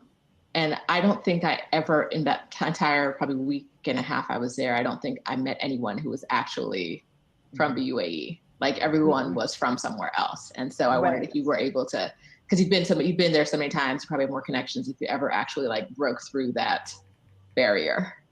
Although I have friends that live there that dated people that were actually from there, but it's very rare. Okay, that's what I thought. Do you think there's like a 90-day fiance thing happening nowadays? Is it harder to date when you're traveling now because people know that the tourist visa is real, or the fiance visa is real? No, people have been knowing about that forever. That's like so common. It's the green card thing. You know, some of the situations are real, some are not. So, but they've been knowing for years. Okay, I had to. That's why I deleted in South Africa, because I felt like everybody just wants me for my citizenship. Well, you know what? No, go ahead. It was like, I meet you at a restaurant, where I'm minding my business. I give you my contact information. By the time I get back to my hotel or my hostel, the messages are like flooding in. You're everything I've ever wanted, baby. I just can't believe. I'm like, I mean, dude, you don't even know my real name. Yes. Right. Well, that's an interesting thing to talk about, because I will say, for me personally, especially somebody that's in these international streets, I tell people, if I'm talking to guys online and your fascination with America becomes greater than our regular conversation, I'm done. I'm done, because to me, that's telling me, getting outside a coffee shop in the. So that right there is another telltale sign too. Y'all over here y'all are getting love bombed, and y'all ain't even okay. I'm gonna stop. I'm gonna just keep I'm it. sorry. There's a lot of cap to this. A lot of cap to this. Go ahead. Especially Dubai, man, because let me tell you something. I've seen, like, I met this one girl who worked in Dubai. This girl was drop dead ass gorgeous. Drop dead ass gorgeous. I know some of the women that goes over to Dubai. Hot. You're gonna tell me some of those hot girls that go to Dubai are getting overlooked and everybody's racing to get them? Right. That's what I'm saying. I don't know, man. I'm like, unless it's like what I said, they trying to get that. They trying to get that citizenship. Art of Will, man, you savage as hell, bro. I swear, man. Damn. Oh my God, $1.99 super chat, man. Y'all see it, bro. Do I even gotta read that, bro? Yeah. Oh my God, bro. He is off the chain today, bro. He is going in. Good Lord, bro. And I want to know what time of year they went over there, because I know that area the weather is just the humidity and that heat. Oh, hell no. And I know you're not walking around in shorts and t-shirts in Dubai. Oh yeah, because I can tell you, like, just my layover alone. I mean, even though I was pretty much in the airport all the time, I can definitely tell that it was hotter than hell out there for sure, and that was back in April. So I can only imagine how hot it is right now. Jesus. Ooh wee. And then here we go. We got another deuce. Another deuce. This guy, because I was looking at my phone waiting for my Uber, this guy walks up and he was like, "Are you lost? Where are you trying to go?" And I was like, "Well, no, I'm actually waiting for my Uber. They're going to take me over there so I can see the baths." And he's like, "You don't want to go see those baths." I'm sorry, I don't know you. How do you know what I don't want to do? He's like, "No, you don't want to go see those. I'll take you to go see something else." I'm sorry, you're going to take me where now? What? He literally talked to me like a tour guide, got into my Uber with me, directed the guy on a different route. And then I was spending the day with him, apparently. And then we kind of kept hanging out the rest of the time that I was there. It was bizarre, but fun. Good. So you got a little local tour guide? Yeah. And, very and a much so. date? Yeah. He's very attractive man.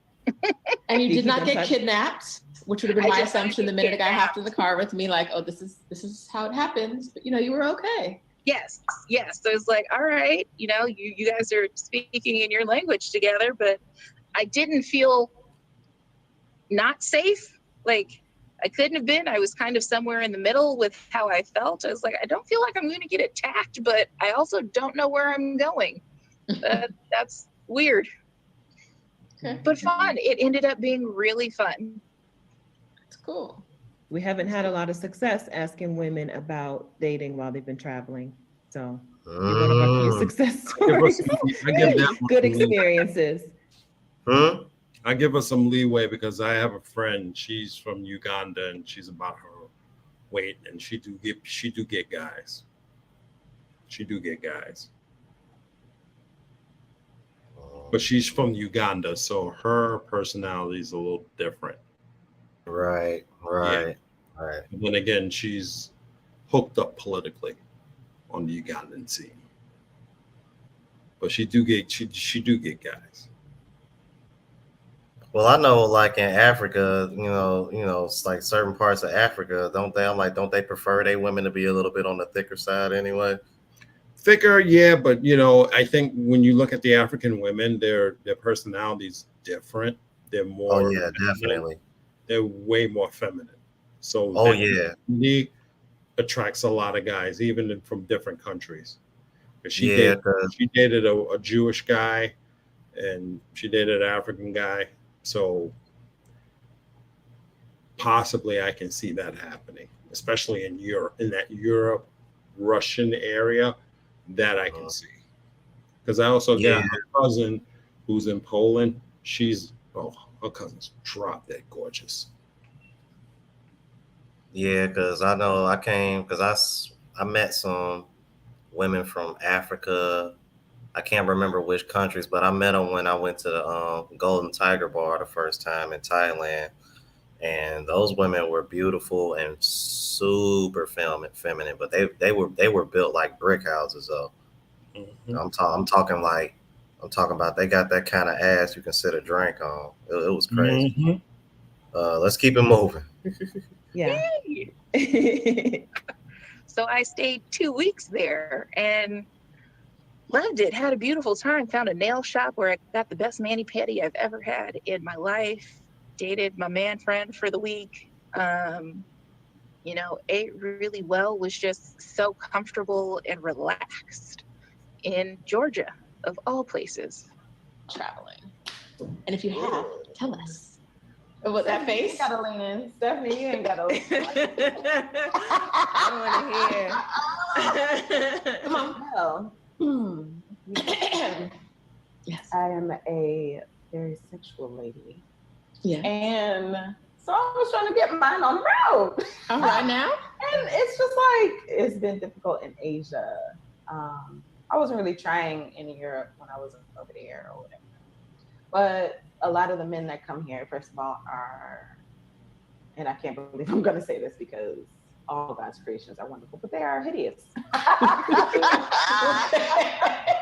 that's why they're selling. Sweetheart, you ain't no prize either. Let's keep it moving. It is. And they just happen to have like a little bit of privilege coming from whatever home countries. And so, and I'm not gonna knock the hustle, but these Asian chicks get with them. Yeah. It's whatever, but that's not my situation. So, Yeah, because you can't compete with them.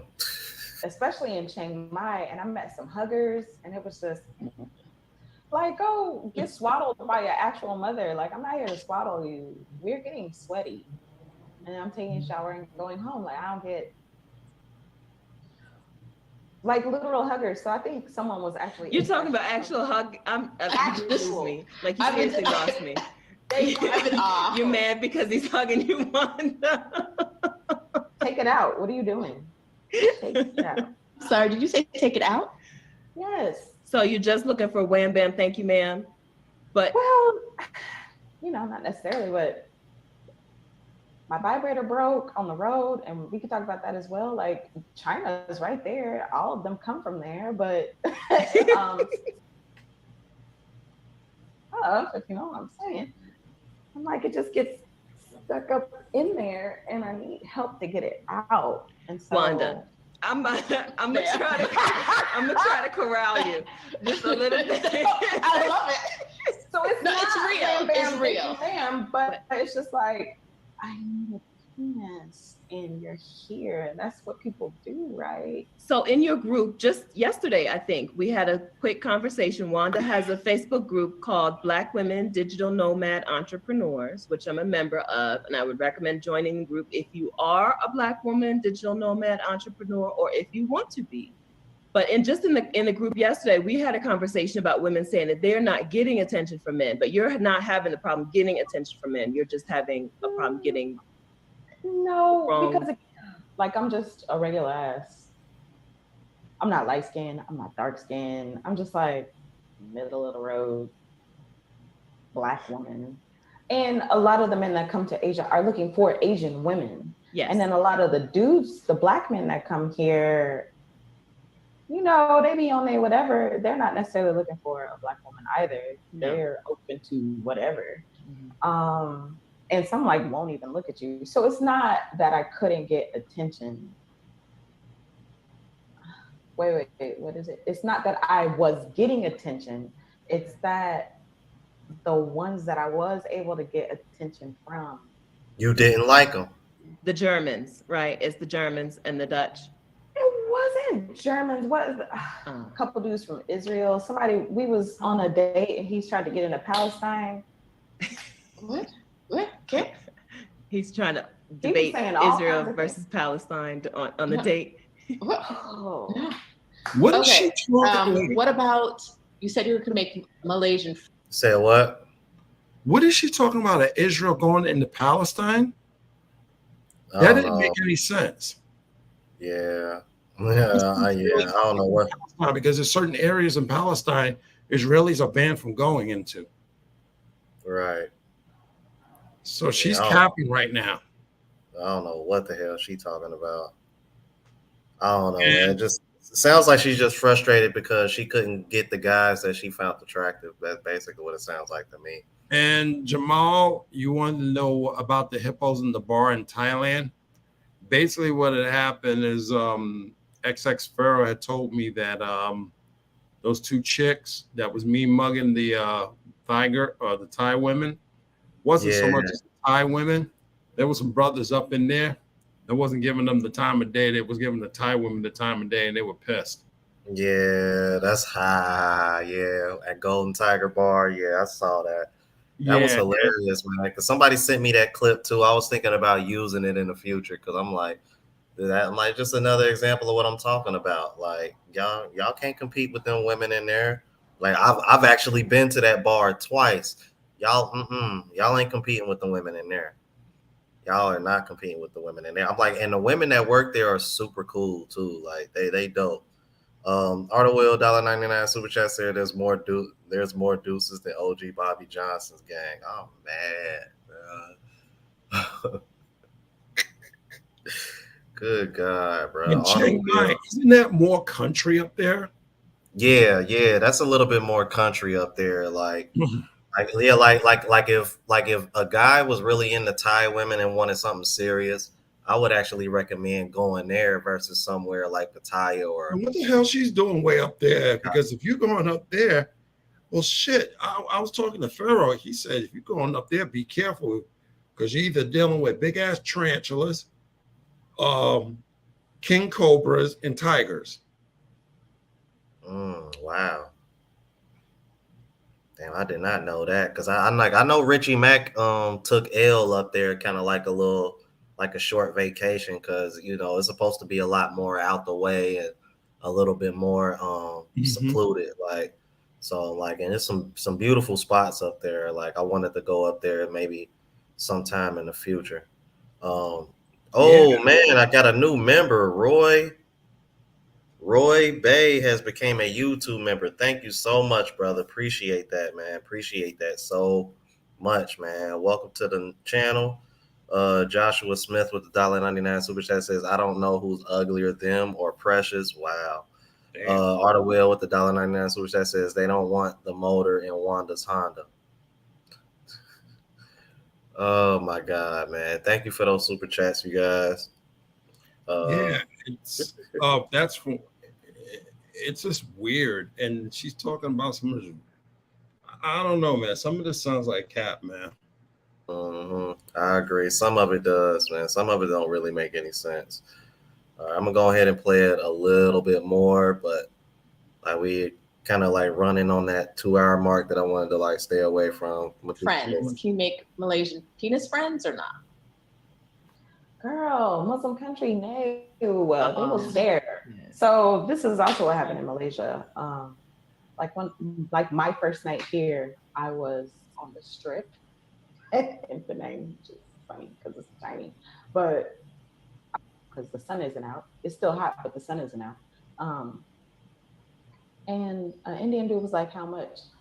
I was like, for your mother? Like, how much for what? Who are you talking to? I have a selfie stick. What makes you think I'm not making eye contact? I feel like people who are in that business. Yeah, because there are actually African women in Thailand that freelance as well. I saw it myself when I went to when I was taking that walk down Beach Road. I was a bit shocked when I saw it, but it's true. It's African women in Pattaya, Thailand period that do freelance. There's a certain solicit. Yes. I'm not looking at you. First of all, ew. First of all, super ew. You somebody's uncle. You probably somebody's daddy. You look gross.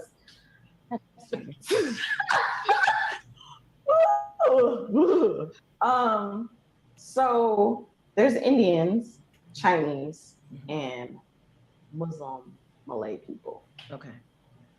Ain't nobody trying to dish it out. And a lot of them are shorter than me. It's like you can't even climb this tree, let alone shake it. And then there's the Nigerians and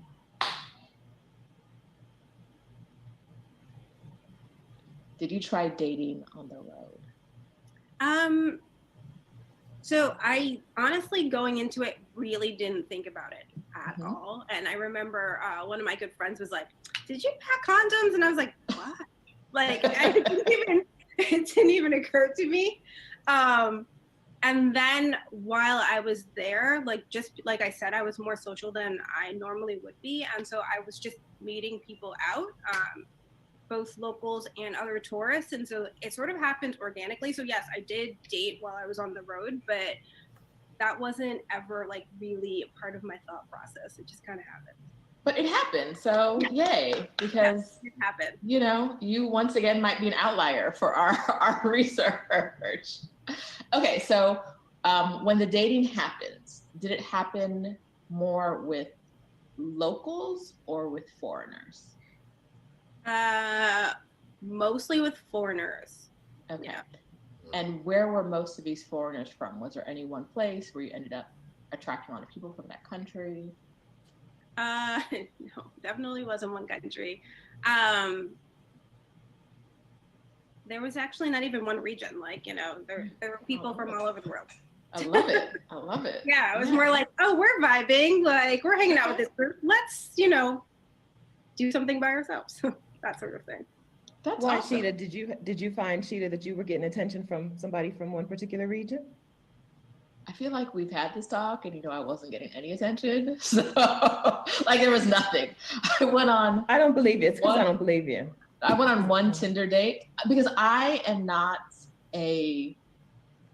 traveled solo most of the time, didn't go out at night, and I'm not a hang out with groups of people person. So I didn't meet people. Mm-hmm. So this is the good advice you need to take from JC is like find people you can bond with. I was like, oh, it's after 6. It's time to sit in my apartment.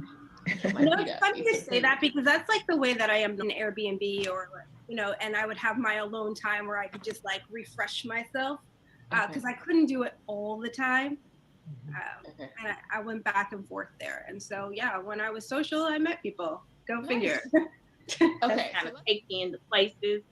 I'm a little more well-traveled now, so I may give it a try the next time. And then, like in Jamaica, you don't even have to do that because the men are holding your hands, walking you across the street.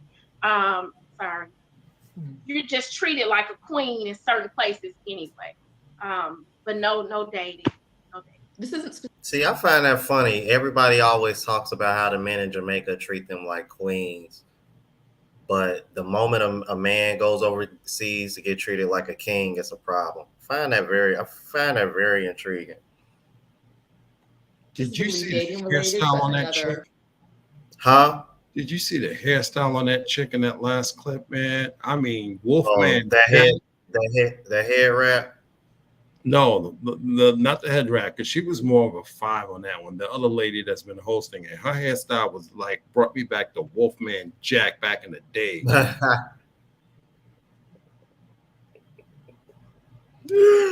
I wasn't even paying attention. Just like she said, she wasn't getting any attention. I wasn't paying her any attention.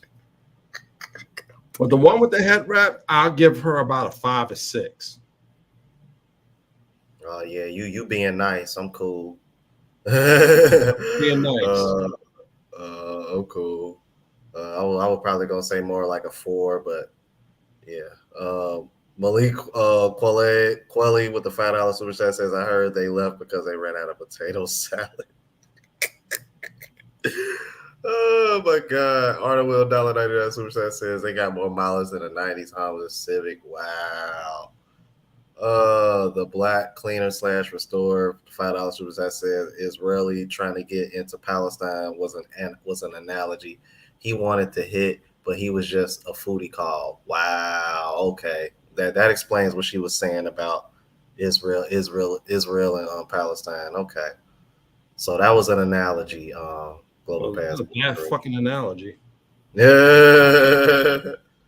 Oh man, I'm gonna go ahead and play a little bit more. We're gonna go ahead and I gotta hear about this Casablanca shit. Did you get lonely while you were traveling? I got lonely one time in all that travel, and I remember the moment.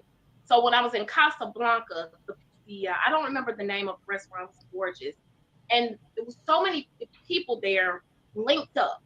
So it was a group of people, and I had been on tour with them, but for some reason I ended up at the table by myself.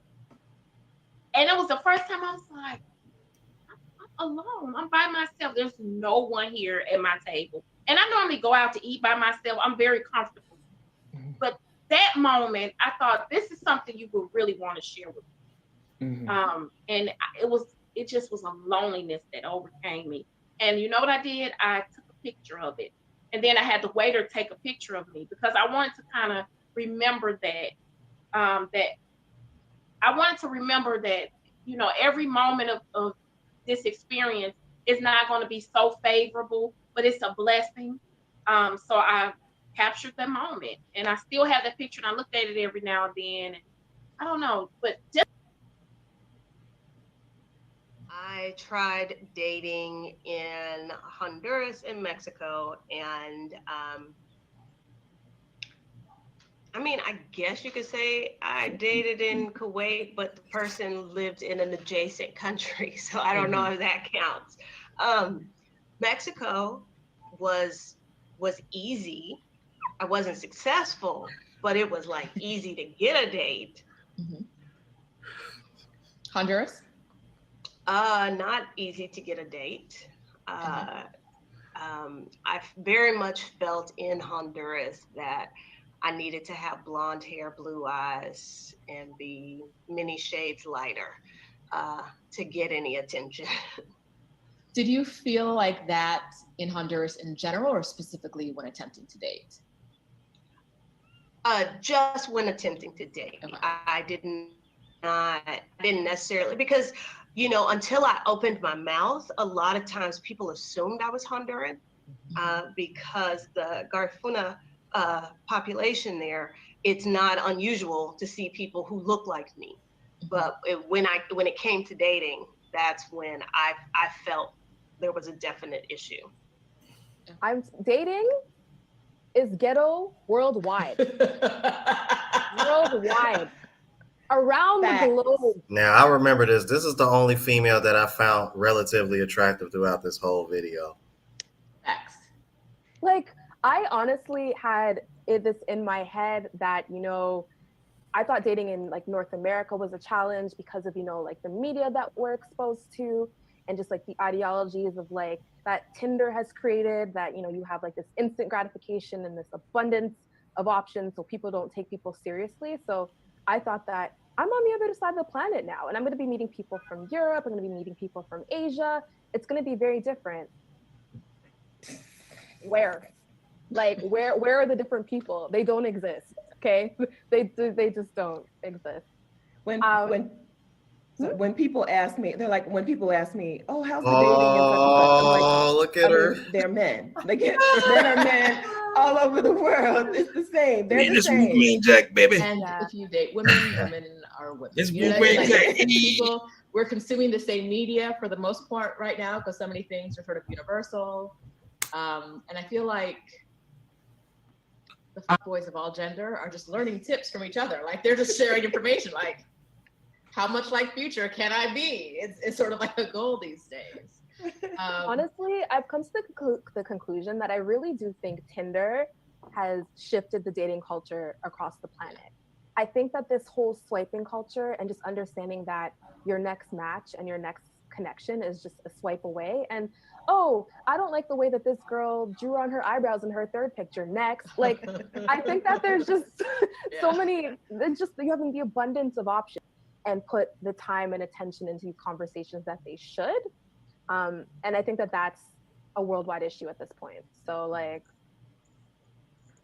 And I'm gonna stop her right there because she made a valid point, but she forgot that that goes both ways. Because we can talk. I've talked about dating apps all the time. Most women on dating apps prefer a man to be 6 foot taller or taller. So yeah, she kind of talked herself into a corner there. That definitely goes both ways. But yeah, man, because like we're running up on almost 2 hours. I wanted to end it there because I want to step outside and go to the beach and try to get you guys some more content before I leave out of here. Interesting. Yeah, the Art of Will, that was the only decent looking chick throughout the whole video, and I nearly played the whole entire video. It was probably only like another 4 or 5 minutes left. But bottom line is man, they can't do what we do. Because at the end of the day, like you said earlier, hypergamy. There, y'all. This is what I said in one of my videos a while back, man. The passport bro movement has shifted the hypergamy into a man's favor. Men who have passports that American women consider average at best or not desirable, those men can date up now. Because women in these other countries value other things that are more important than keeping a long-term relationship versus in the West, where you got to have all this materialistic bullshit, and then if you can come with everything else behind it, then you might be able to get your foot in the door. But what these women don't realize is that a lot of those guys that even have this, they know that they don't have to have certain characteristics to get their foot in the door. They just got to have They just gotta have the materialistic. I'm like, and then that's why they end up getting treated like trash. I'm like, not to say that all men are not all men that fall under, you know, those sixes that y'all want are that way, but just to put women on notice that those guys know why you're with them, and they know why, and which is why they treat you accordingly. And that's all it is. And it's not hate, it's just real, it's just real life. I notice, I notice based on what I see and people that I know in my own circle. So I don't know what to tell you. Like, any last words, brother? Yeah. Guys, how I deal with a lot of this drama with these people is I don't deal with it. As long as I focus on what I'm going to do, that's it. You know, they can sit here as long as they don't get involved in my personal life, they can say whatever the hell they want.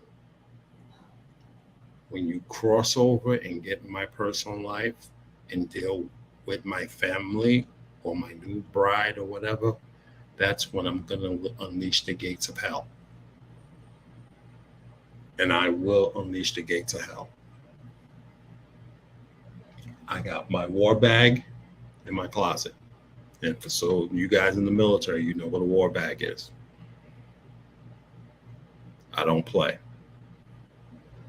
What's personal to me and what's close to me, I will defend. So, as long as they stay in their lane and stay out of my personal life, that's it. Once you cross over and you mess with something that's personal to me,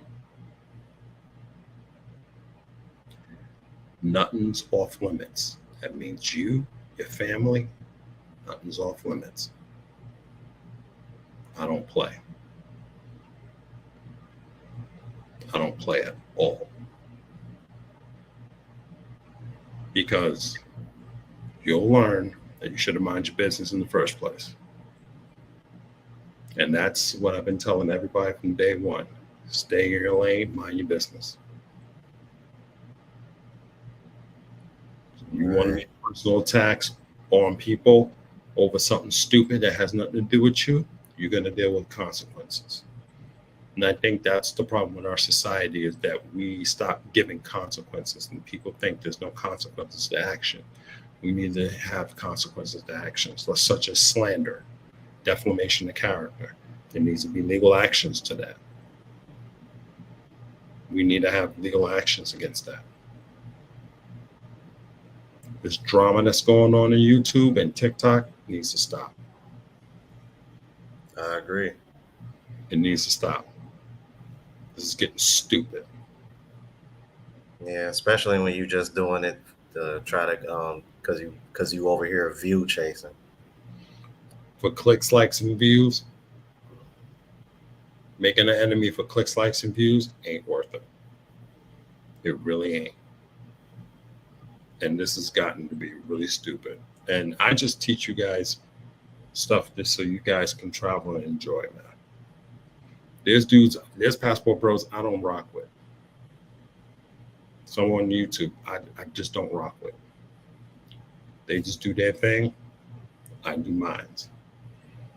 They stay in their lane, I stay in mine. But with this passport bro stuff, I just tell them, I'm not here to bash them. I'm just letting them know there are dangers. You can't do what we do, because you guys are going to deal with a lot of dangerous stuff. Now, there are ways you can maneuver yourself away from these dangers, and you can do that. But overall, you can't do this stuff because you're going to get yourself hurt. That's all we're saying. Now, you ladies can listen to us, or you cannot listen to us. The choice is yours, but you're going to learn the hard way. And that's something, unfortunately, I've gotten to a point where I think you need to have the lessons of life teach you than I can, because obviously you're not listening. So life got to be the teacher. And unfortunately, that young lady in Dubai, because she's not going to get 2 years. She's going to get some serious time. She's going to get some real serious time for just yelling, because they don't play in Dubai. They don't play in that particular part of the world, especially being a female. She's looking at bad juju. She's going to be locked up for quite a while.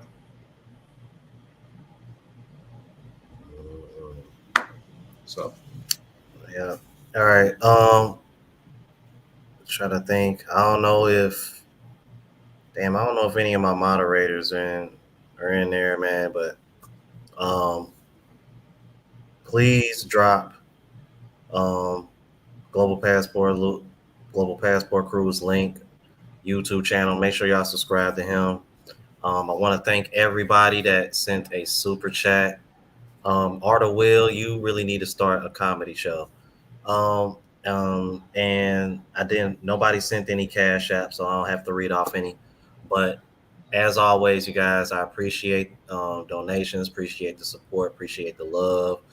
And I hope I addressed this situation with your boy. I got that out the way at the beginning of the show. If any of you guys recently came in, you can go back to the very beginning of the show.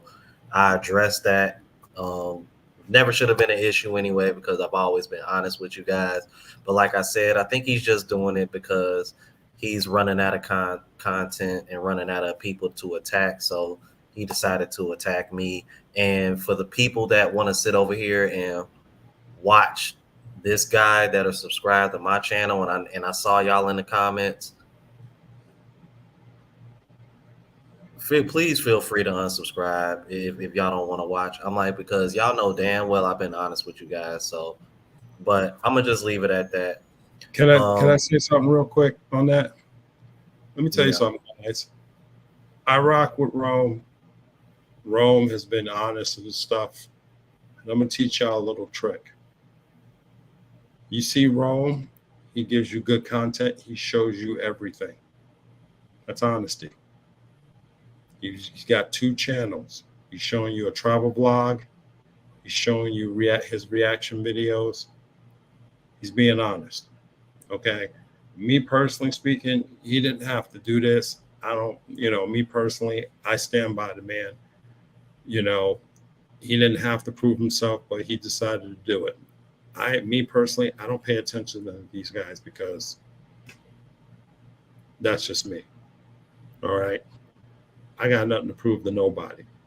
I'm just a travel champ. I just teach you guys how to travel. But I can understand why Rome had to do this. All right. But, I say continue to rock with Rome. That's just me. I endorse Rome because he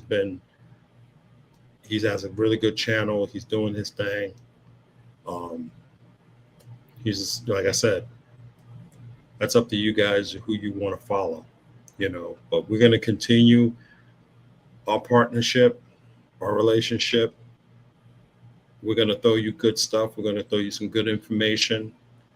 He's going to show you what's out there as far as Southeast Asia and Latin America. I'm going to keep pushing out stuff on how you guys can travel for cheap so you can get to those destinations. That's how that's what I'm all about. That's what he's all about.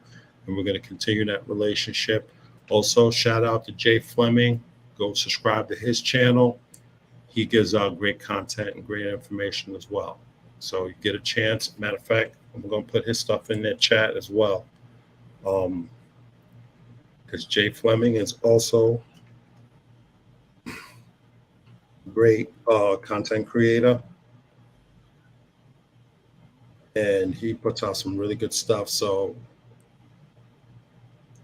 he's someone, you guys need to follow as well. And like I said, don't let the haters come in here and ruin stuff. I stand by Rome. I'm going to continue standing by him. That's just me. All right, that's Jay, and that was Jay, and now that's Jay Fleming channel, you guys. All right. All right, man. I appreciate that, brother. I really do, man. All right, man. I'm gonna go ahead and call it a night. Well, it's morning for me. I'm gonna go ahead and get me a cup of coffee, take a walk down the beach. Cause, oh man, I think I'm gonna go ahead and do a little walk and talk on the beach, man. Talk to the people, cause I appreciate you guys so much. All right, and y'all know how we ride out, you guys. Appreciate you, man. Much love. Deuces.